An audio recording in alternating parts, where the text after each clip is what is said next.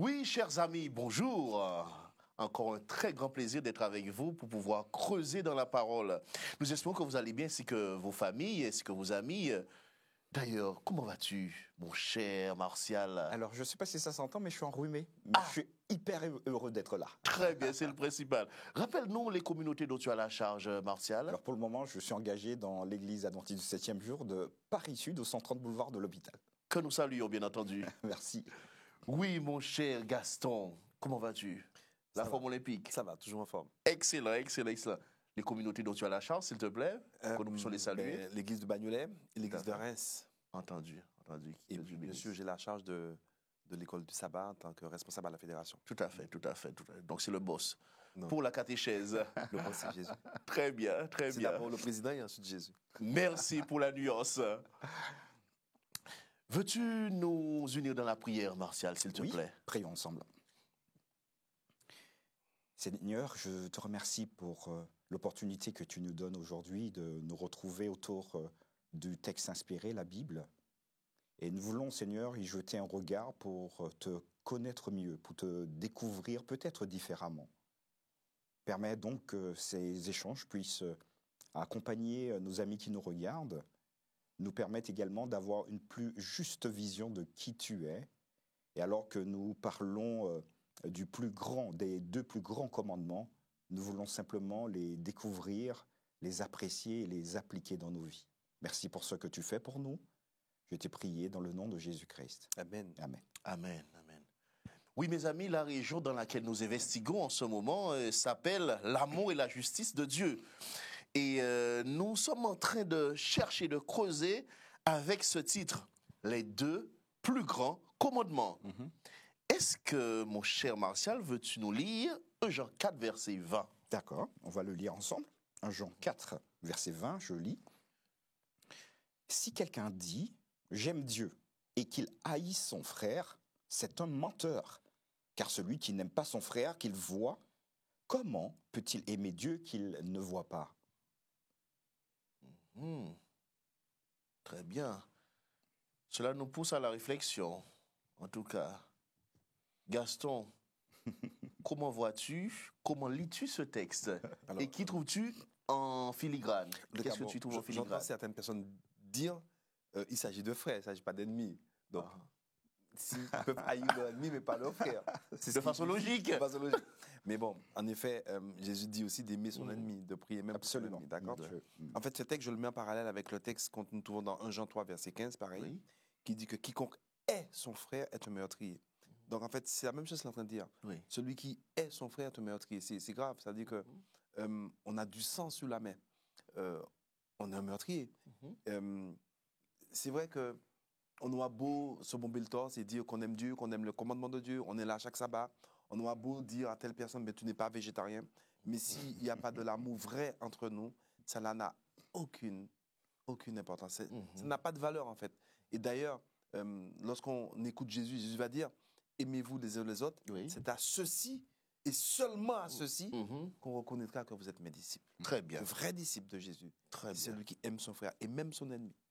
Merci. Donc, pour toi, Martial, existe-t-il une interdépendance entre l'attachement à Dieu et mon rapport avec autrui par rapport à ce texte? D'accord. Très clairement, je pense que la réponse est dans ta question. Il y a vraiment une interdépendance. Oui. Si on reprend le même texte que tu nous as proposé, si quelqu'un dit « j'aime Dieu » et qu'il haïsse son frère, alors très souvent on peut aussi jouer sur le mot « non mais je l'aime pas, c'est pas que je le déteste, je ne le hais pas, Mais je le sens pas. Voilà, je le sens pas. Et quand il est sur un banc, Je n'ai rien contre lui, hein? Voilà, exactement. Mais je crois que l'enseignement est plus subtil que ça. Oui.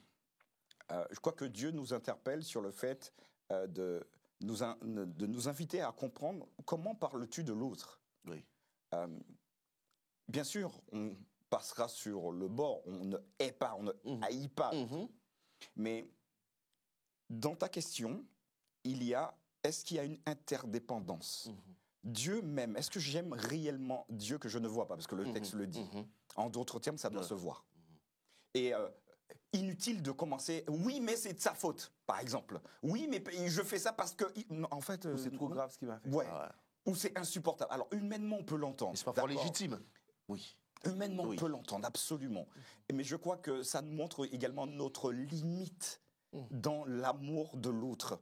Si tu renverses mon gobelet, bon, c'est pas grave, c'est un détail, on peut en avoir un autre.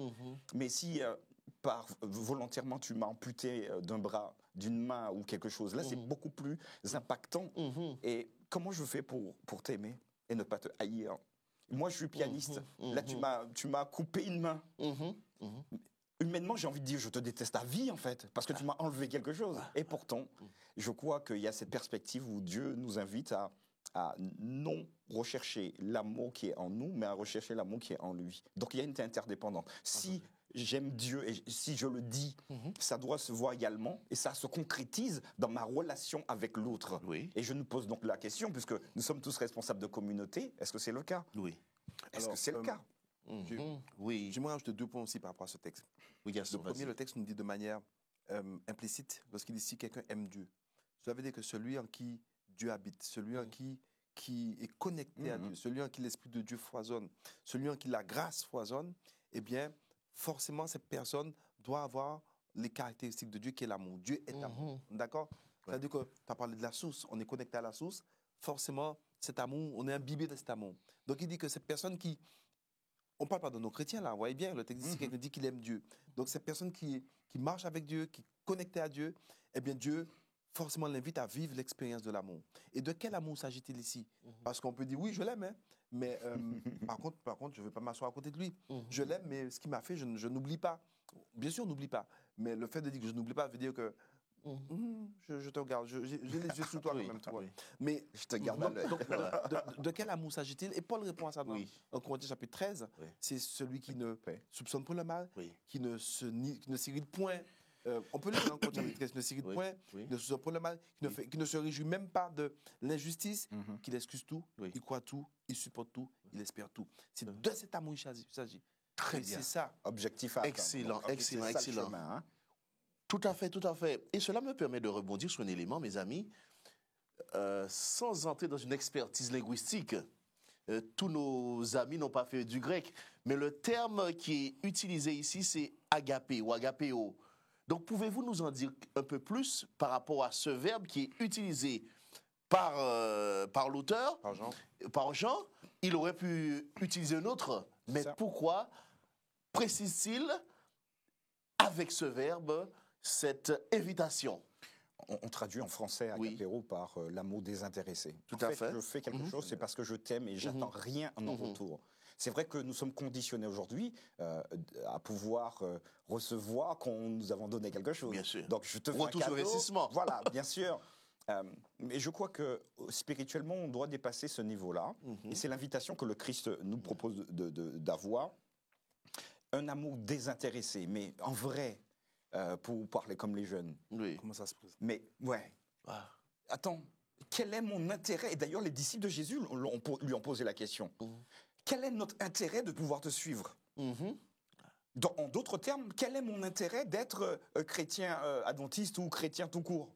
C'est quoi mon intérêt? Parce que nous fonctionnons à la manière de l'homme. Or, ce verbe agapéo, c'est tu aimes parce que l'amour ne doit pas se justifier ici. Point. Alors, ça c'est l'amour de Dieu. Hein. Et on doit prier, à mon avis, tous les jours pour qu'il puisse nous donner, non pas cet amour entièrement, parce que nous ne l'aurons pas de notre vivant et sur cette terre, mais des portions chaque jour pour que nous puissions grandir. Malheureusement, on a une chair imbibée de la controverse contre Dieu. Oui. L'esprit est bien disposé, hein. Oui. Mais par moments, on se rend compte, ah non, Jésus, tu n'aurais pas dû dire ça. Ça veut dire simplement que le chemin est encore long. Mais soyons fiers d'appartenir à Dieu, parce que ce qui compte, ce n'est pas d'être parfait comme nous le pensons, mais parfait parce que nous nous remettons totalement à Dieu pour qu'il puisse travailler profondément à nous. Excellent, excellent. Et bien, juste pour dire, Oui. par rapport à ta question, sans entrer dans une analyse linguistique du mot agapéo, parce que c'est vrai que c'est un peu notre force, surtout nous les adventistes, on connaît beaucoup les choses, les mots. Le peuple du livre. Mais le peuple du livre, c'est très bien. Moi, je pense que c'est très intéressant. Mais Factuellement. Dans la pratique, Jésus va nous montrer c'est quoi aimer, d'amour et désintéressé. Et Paul va nous dire dans l'Épître aux Romains, alors que nous étions encore pécheurs, Oui. alors que nous étions encore ennemis de Dieu, Mhm. Dieu prouve son amour en ce que Christ va mourir pour moi. Christ va mourir pas parce que j'étais déjà un homme en Christ, Ouais. mais parce que nous étions des ennemis. Donc l'amour, l'agapé, Oui. l'agapéo dont on parle, c'est aimer jusqu'à donner sa vie, Wow. même pour son ennemi. Waouh, waouh. C'est ça. Je Et c'est pense ce à quoi que- nous sommes oui. appelés à vivre. Cela nous permet de rester en suspens. Et mes amis, je vous propose de faire un peu de sola scriptura, comme dirait Martin Luther. Allons dans Matthieu 22, verset, je vous le dis tout de suite, 37 à 40. Et faisons parler le texte quelques secondes parce que je pense que cela va intéresser au plus haut point nos amis. Chapitre 22, verset 37 à 40. Tu peux lire pour nous, Oui, s'il te plaît? peut-être verset 36 pour la Oui, question. bien Voilà, sûr. Juste Voilà, pour la question. voilà. Tout à fait. Alors, maître, quel est le plus grand commandement de la loi? Jésus lui répondit, tu aimeras le Seigneur ton Dieu de tout ton cœur, de toute ton âme et de toute ta pensée. C'est le premier et le plus grand commandement. Et voici le second qui lui est semblable. Tu aimeras ton prochain comme toi-même. De ces deux commandements dépendent toute la loi et les prophètes. C'est extraordinaire. Yes, mes amis. Et ce texte nous permet de voir que Jésus avait une connaissance de la parole qui est extraordinaire. Absolument. Et puisqu'il est en train de citer Deutéronome 6, verset 5, mes amis, comment pouvons-nous comprendre que l'ensemble de la loi, et nous pouvons toujours remplacer la loi par la parole, hein, par la parole qui a été faite chair, Jésus-Christ, nous pouvons remplacer la loi par l'amour. Comment comprendre que l'ensemble de la loi et les prophètes dépendent de ces deux commandements? En tout cas, dans ce texte, dans ces quelques petits versets, cette petite péricope de Jésus, c'est juste impressionnant. Le point sous-jacent ici, Oui. à la loi, c'est l'amour. Mhm. Ici, vous voyez, il n'est pas question de la loi négative, tu ne feras pas, tu ne feras Contraignante. pas. Voilà. Mhm. Mais les questions de la loi d'amour de Dieu, la loi fondamentale. Et ici, le texte est en train de nous dire que la loi de Dieu, c'est l'amour. N'est-ce pas? Et de ce point fondamental en découlent les commandements de Dieu. Est-ce que vous avez compris ce que je veux dire? Aujourd'hui, nous, on est plus basé sur la loi négative, tu ne feras pas, fais attention, fais cela. Ouais. Or, c'est pas ça que Jésus est en train de dire là, en fait. D'accord? Jésus va donner l'exemple au jeune homme riche, vous vous rappelez? Oui. Ce jeune homme a dit, Seigneur, mais maître, que dois-je faire pour hériter la vie éternelle? Vous savez, la réponse de Jésus, c'est quoi? Eh bien, ok, que lis-tu dans la loi? Tu ne tueras point, tu ne commettras pas d'adultère, tu ne voleras point. Et qu'est-ce qu'il va dire le jeune homme? Il va dire, ah oui, mais moi j'ai fait ça toute ma vie, c'est réglé, pas de problème. Ouais. Alors Jésus maintenant va lui dire, mais attends, t'es sérieux là? Ok, Jésus va maintenant l'emmener au-delà de la loi négative. Oui. Et pour l'emmener dans la loi d'amour, Jésus va lui dire, maintenant voilà, écoute bien, si tu veux être parfait, Oui. vends tout ce que tu as et suis-moi. Et ce jeune homme va rester stébécu parce que visiblement, il ne s'attendait pas à cette réponse de Jésus. C'est vrai qu'il excellait dans le ne fera pas, tu ne feras pas. D'après lui, il excellait dedans. Mais lorsque Jésus le pousse à laisser la loi fondamentale, la loi d'amour de Dieu, la loi positive, envahir son cœur, Oui. eh bien, il n'est pas capable de le faire. Tout ça pour dire, Oui. tout ça pour dire, on peut avoir la victoire de ne pas manger le fromage. On peut avoir la victoire de ne pas manger de viande. On peut avoir la victoire de ne pas voler. Mais pour aimer son ennemi, il faut que la loi d'amour de Dieu foisonne dans mon cœur, sous l'effet de la grâce de Dieu. Ouais. Très bien. Cette question, j'aimerais te la poser, et, sauf si tu as une intervention avant. Alors oui, mais rapide. Oui. Alors rappelons-nous dans le contexte de Matthieu qu'il s'agit d'une guéguerre. Juste avant, Tout à fait. Jésus avait cloué le bec aux Sadducéens. Voilà. Et cette fois-ci, les Sadducéens étant un groupe Oui. d'hommes hyper intelligents, mais ils repartent malheureusement déçus parce qu'ils n'ont pas réussi à le coincer. Ouais. Les pharisiens, donc, vont tenter cette fois-ci de coincer Jésus. Et la question est, quel est le plus grand? C'est au singulier. Oui. Pas quels sont les, non, Oui. quel est le plus grand? Oui. Donc, voulant enfermer Oui. Jésus dans une case, non, ce qu'on attend de toi, c'est un commandement. Ouais. Mais Jésus va leur dire, moi, je ne suis pas enfermé dans votre commandement, ni dans votre manière de concevoir les choses. Je vais vous donner deux commandements. Au lieu d'un, il donne deux. Voilà. Et qui sont égaux. Voilà. Dieu, Oui. d'accord, parce que c'est ce que vous dites. Donc, ils se sont dit, ah ouais, bien, Ah oui, maître, bien sûr. attends. Ouais. J'ai pas fini. Ouais, mais entendez le second, Oui. Prochain. ton prochain comme toi-même. En d'autres termes, clin d'œil. Est-ce que vous faites le prochain? À Ça marche. réfléchir. Et bien sûr, je pense qu'ils se sont sentis mal, ils se sont dit, oups, il nous a eu également. Encore Et une fois. Là, on est mal. Donc, Encore une fois. il a cloué le bec. Mais Oui. au-delà de ça, au-delà de cette guéguerre Ouais. théologique, Dieu nous interpelle encore aujourd'hui. Posons-nous la question, est-ce que nous ne sommes pas comme les pharisiens? On dit, on fait pas. Est-ce que... Alors, c'est facile parce qu'on Oui. est sur un plateau, tout va bien. Bien sûr. Quand la voisine du haut marche tous les matins avec ses talons et vous réveille, alors un jour ça va, Ah 3-4 jours ça va. ouais. Ah ben, achetez-lui un tapis anti-bouille, je ne sais pas, parce qu'on peut être poussé vite dans nos retranchements, mais le Seigneur nous invite vraiment à marcher dans cette dynamique et c'est à nous de lui laisser créer en nous, ce fameux chant, créer en moi un cœur pur. Bonne nouvelle. En tout cas, ça, c'est vrai qu'arriver dans ce stade-là, aimer son prochain comme soi-même, Oui. c'est pas dans notre ressort. Ah, c'est clair. C'est pourquoi il faut rester connecté à la source de l'amour. Absolument. C'est fondamental. Sachez que l'apôtre Paul dit dans l'Épître aux Romains chapitre 7, nous sommes vendus au péché. Nous avons une nature de péché. Pour que Dieu puisse pouvoir refléter son amour en nous, il faut qu'il puisse prendre possession de nous. Il faut que l'Esprit de Dieu soit en nous. Et il faut être vraiment connecté. Et à ce moment-là, effectivement, nous allons pouvoir avoir en nous les sentiments qui sont en Jésus-Christ. Et c'est exactement ce qui se passe. Les pharisiens, eux, c'était des hommes très très forts au niveau de la théologie. C'était des docteurs de la loi. Absolument. Mais ils étaient dans la connaissance, mais pas dans une vie concrète avec Jésus. Intellectuel plus intellectuel. Voilà. Et c'est ce qui est important. Peut-être que, comme disait Martial, on devrait se poser la question, nous, aujourd'hui, dont moi le premier, et nous, l'Église adventiste. Nous avons une connaissance extraordinaire des Écritures. Et ça, c'est indéniable. je n'en disconviens pas. Mais est-ce que, lorsque les gens viennent aujourd'hui dans notre communauté, est-ce qu'ils sentent qu'on les aime vraiment? Est-ce qu'ils ont le sentiment que, vraiment, je suis entré dans une famille où j'ai pas envie de partir? Ils sont vraiment très attentifs à mes besoins. Voilà. Est-ce qu'ils le sentent vraiment, ça, mes amis? Et c'est ça qui fait la différence, je crois, aujourd'hui. Très bien, mes amis, très bien. Par rapport à ces éléments, j'aimerais que l'on s'arrête quelques instants sur ce texte que Jésus va citer. Tu aimeras le Seigneur ton Dieu de tout ton cœur, de toute ton âme et de toute ton intelligence. Nous rappelons que ce texte et cette petite guerre, cet échange est repris dans Marc et dans Luc. Absolument. Donc les 3 évangiles. Comment dire, comment inviter quelqu'un dans la rue à aimer Dieu, bien entendu, au travers de ceux qui l'entourent. Parce qu'on aime Dieu en aimant celui qui est autour de nous.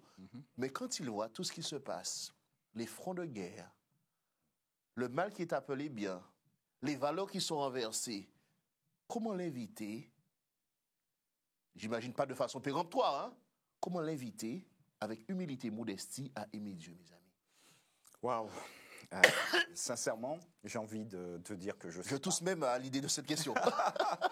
J'ai envie de te dire que je ne le sais. Je ne sais pas comment faire. Il n'y a pas une méthode qui s'applique à tout le monde.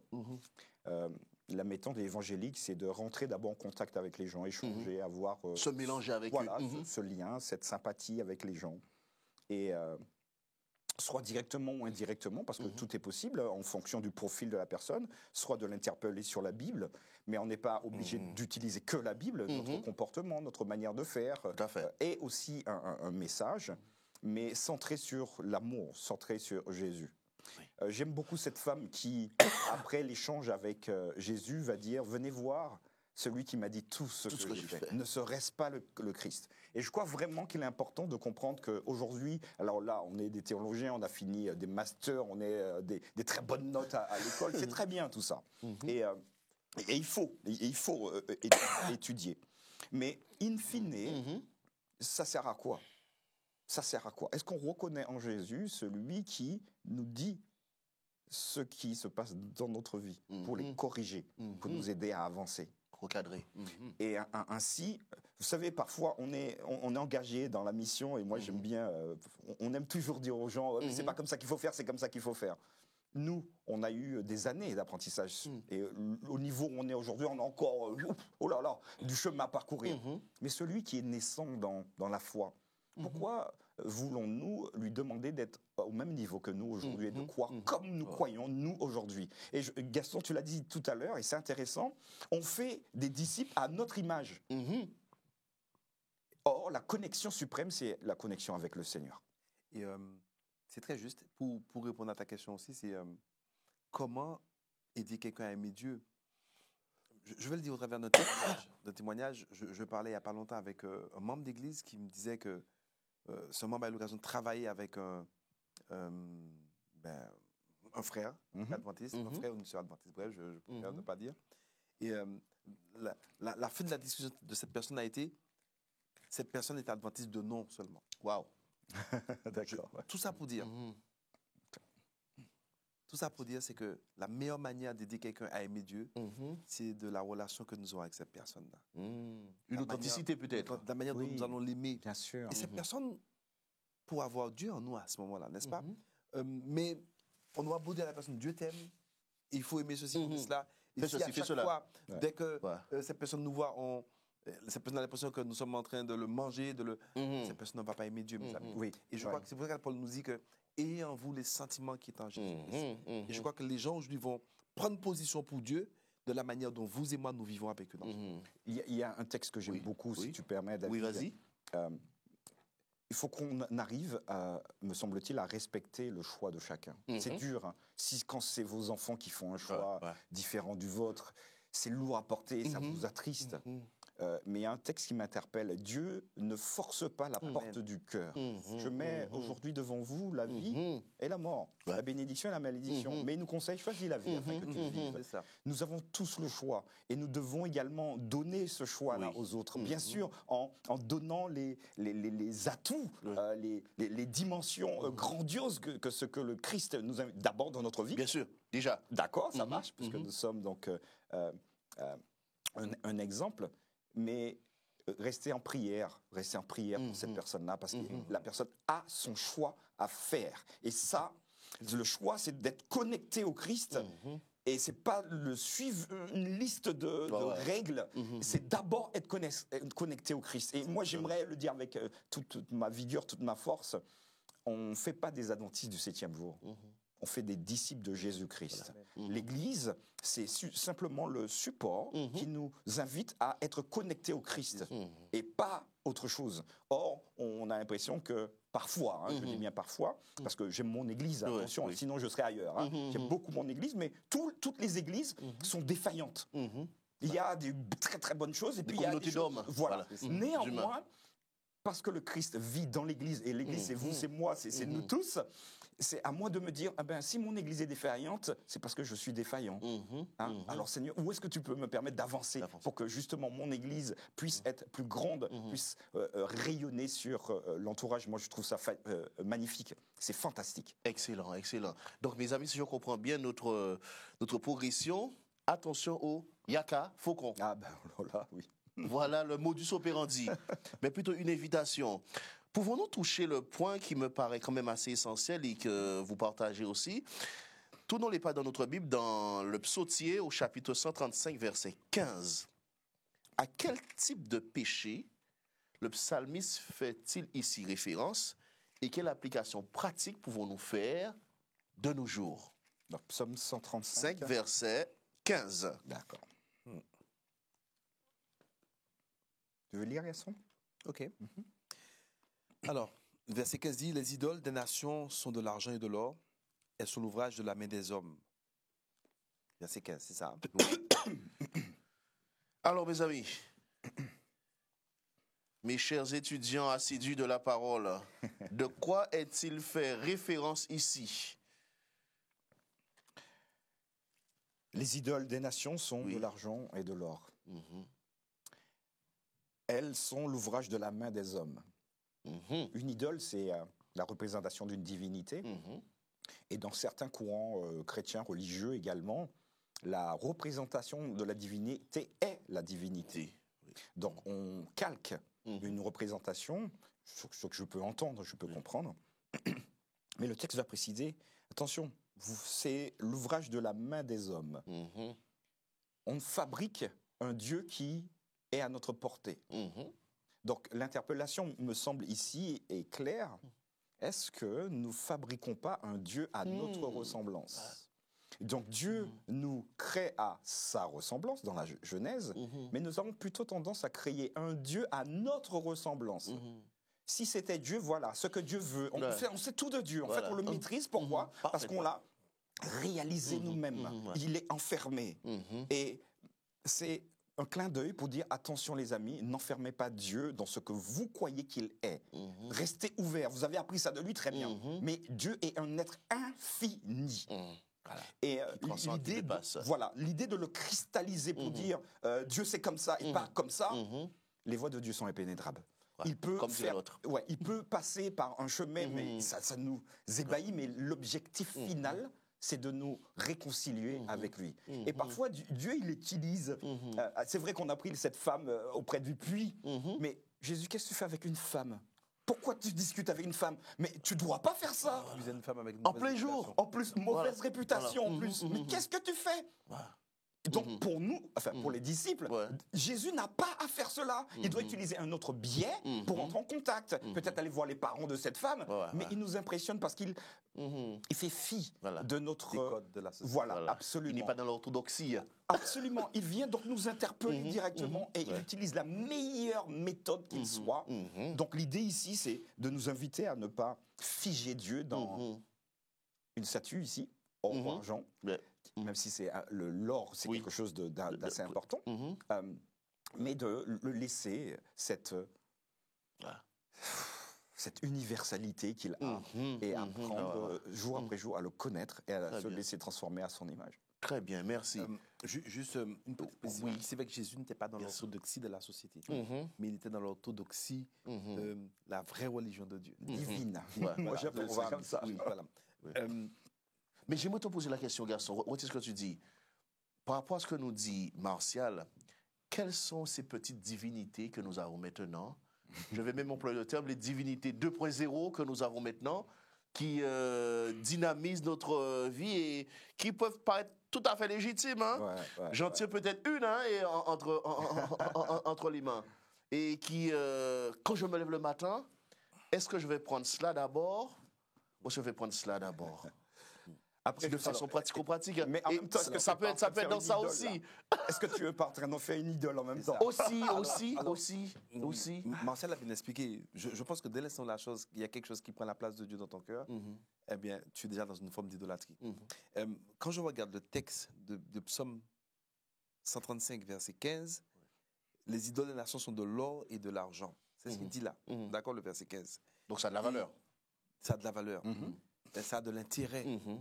Et si vous prenez le temps de lire 1 Corinthiens chapitre 10, vous allez voir que Paul, à plusieurs reprises, va dire fuis l'idolâtrie, ne soyez pas idolâtres. Il va même parler de la viande sacrée des idoles. Et si vous lisez 1 Jean 5, le dernier verset, petits enfants, gardez-vous des idoles. En fait, si les apôtres ont insisté là-dessus, c'est parce que c'est fondamental, c'est important. On a le sentiment que l'idolâtrie, c'est seulement ceux qui s'agenouillent devant des statues. Non, aujourd'hui, regardez ce qu'il parle. Il parle de l'or et de l'argent au verset 15. Certaines personnes aujourd'hui sont capables de faire des compromis parce qu'ils ont de l'intérêt financier. Ils sont capables de fréquenter d'autres personnes qui sont vraiment aux antipodes de ce que Dieu veut parce qu'il y a un intérêt au niveau de l'argent. Ça, c'est une idolâtrie. D'autres sont attachés, d'autres ont fait... Voilà, que sais-je. Je crois aujourd'hui, l'un des... pour moi, c'est un péché capital, l'idolâtrie. Pourquoi? Parce que Paul va dire dans l'Épître aux Corinthiens, l'idolâtrie n'est ni plus ou moins un culte voué aux démons. Paul va le dire. C'est-à-dire que dès l'instant où nous sommes dans une forme d'idolâtrie, que ce soit parce que c'est par intérêt financier, parce que si je lâche telle chose, eh bien, je vais perdre ce que j'ai, ben, nous sommes dans l'idolâtrie, nous sommes en train de donner un culte au diable. C'est-à-dire rentrer dans une adoration. N'oubliez pas que l'enjeu dans ce monde, le conflit, c'est autour de l'adoration. Le diable veut l'adoration des hommes et Dieu veut attirer les hommes à son adoration. Tout à fait. Si tu permets. Oui. Alors, j'aimerais peut-être nous interpeller sur quelque chose de fondamental. Il me semble, avec une phrase simple, que tout ce qu'on fait passer pour doctrine, pour vérité, alors que c'est une tradition, nous commençons à glisser dans l'idolâtrie. Et pourquoi je dis ça? Parce que ça doit... Ça peut même être ecclésial. Hein? Mais j'y arrive. Là, tu m'as absolument pris les mots de la bouche. Déplacer une prière dans un culte, parce que vous avez l'habitude depuis 40 ans de mettre la prière à tel endroit, déplacer. Et vous allez tout de suite voir. Ça, tu vois, la foudre. Alors là, immédiatement, ciel, ouais, mais c'est pas comme ça qu'on fait. Ouais, Et pourtant, c'est une tradition. Depuis Voilà. quand il faut mettre la prière à tel endroit et pas à tel autre et pas à tel autre. Le culte, c'est à 9h45, pas à 9h46. Voilà. Et encore moins l'après-midi. Et n'osez surtout pas comment faire l'école du sabbat un vendredi soir alors que le sabbat a commencé, hein, parce qu'on a l'habitude de le faire le samedi matin. Ça marche. Alors, je suis taquin en disant ça, mais comprenons que les traditions ne sont pas forcément mauvaises, d'accord? Ça nous donne un cadre Bien sûr. pour progresser. Mais à partir du moment où la tradition commence à devenir une règle de salut et parole d'évangile, nous Dogma. avons déjà glissé dans purement, Oui. vraiment, dans l'idolâtrie à fond. Je suis vraiment désolé de le dire, ça Oui. pique peut-être, mais il faut que Il est nous important ayons de le noter. confiance au Christ qui nous parle et faisons de la tradition ce qu'elle est. Ça peut être bon, ça peut être aussi mauvais, mais faisons également de la parole de Dieu ce qui est bien, et puis ne cristallisons pas Dieu au travers d'une statue ou d'autre chose, d'ailleurs. Le limitons pas. Absolument. Merci, mes chers amis, et, chers auditeurs, chers téléspectateurs, chers internautes. Nous espérons que vous avez apprécié, que vous avez été enrichis. Nous avons été enrichis et nous vous invitons à donner toute la place à Dieu par sa parole. Parce que sa parole, il veut la mettre dans nos cœurs et avoir de bonnes relations les uns avec les autres. C'est un des moyens les plus extraordinaires d'adorer Dieu. Absolument. Soyez bénis dans vos foyers. N'oubliez pas de liker et d'être fidèle à votre YouTube préféré, mes amis. Et que Dieu vous bénisse, vous et vos familles. À très bientôt. Merci. Merci David. Yes.